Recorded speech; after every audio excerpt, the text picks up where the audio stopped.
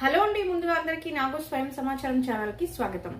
ఈ రోజు మన వీడియోలో అంటే మనీ మంత్ర విషయంలో ఏ విషయం గురించి అయితే చర్చించబోతున్నాను అంటే, మనకున్న సమస్యలన్నీ తొలగాలి, ఏది కోరుకున్నా అది దొరికేదానికి ఏదైనా ఒక ఉపాయం ఉందా అంటే కంపల్సరీ ఇప్పుడు చెప్తున్న టిప్ అయితే మీకు యూజ్ అవుతుంది.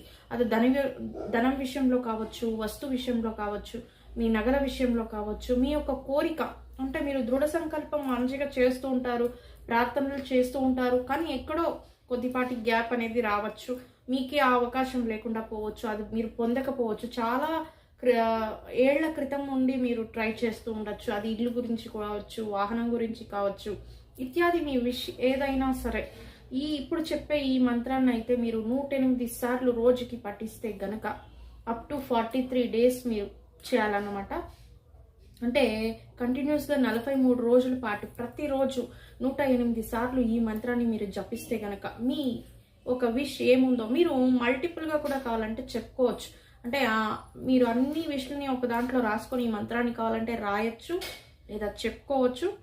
ఇది వచ్చేసి మనకి కార్తవీర్యార్జున గురించి ఉన్న మంత్రం ఇది.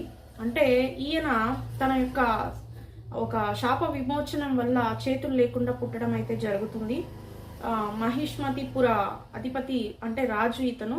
తనకి ఒక శాపం వల్ల చేతులు లేకుండా పుట్టడం వల్ల తను చాలా అంటే దత్తాత్రేయుని పట్ల ఎనలేని భక్తిని కలిగి తన ద్వారా ఈ యొక్క వరాలను అయితే పొంది ఉంటారు. 1000 చేతులని తర్వాత తను పొందుతారు, అంటే 1000 భుజాలని కలిగి ఉంటాడు తను. ఇలా తన యొక్క కోరికలను అంటే అన్నింటిలోనూ తనే విజయం సాధించాలని చాలా బలిష్ఠిగా తయారైన వరాలన్నింటినీ కోరుకుని ఉంటాడు. దత్తాత్రేయుని ద్వారా తను స్వీకరించి ఉంటాడు. కాబట్టి ఈయన యొక్క మంత్రాన్ని మనం జపిస్తే మన యొక్క ఇష్టార్థాలు అంటే మన ఇష్టాలు అవి ఏమున్నా పర్వాలేదు, అంటే పాజిటివ్గా మీరు చాలా ఏళ్ల పాటి మా ఒక్క జీవితంలో ఇది నడవలేదు అని మీరు అనుకుంటూ ఉంటే కనుక ఈ యొక్క మంత్రాన్ని తప్పకుండా 108 సార్లు అయితే పఠించి చూడండి, మీకే రిజల్ట్ అనేది దొరుకుతుందనమాట. అప్ టు 43 డేస్ వరకు అయితే చెప్పుకోవాలి. ఆ మంత్రం ఏంటంటే ఓం సుమంతో సుమంతో ఓం కార్తవీర్యార్జునాయ నమః అని ఈ యొక్క మంత్రాన్ని చెప్పుకుంటే చాలు. మీరు 108 సార్లు ఇలా చెప్పుకుంటే చాలు. లేదు మేము ఇతని యొక్క స్తోత్రాన్ని కూడా మేము చెప్పుకుంటామంటే దాన్ని కూడా ఏం చక్క మీ దగ్గర అవైలబుల్ ఉంటే రోజు ఆ స్తోత్రమైనా మీరు చదువుకోవచ్చు.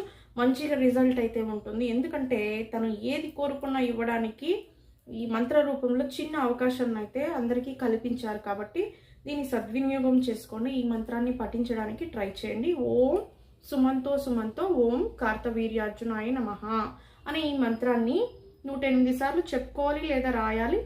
ఇలా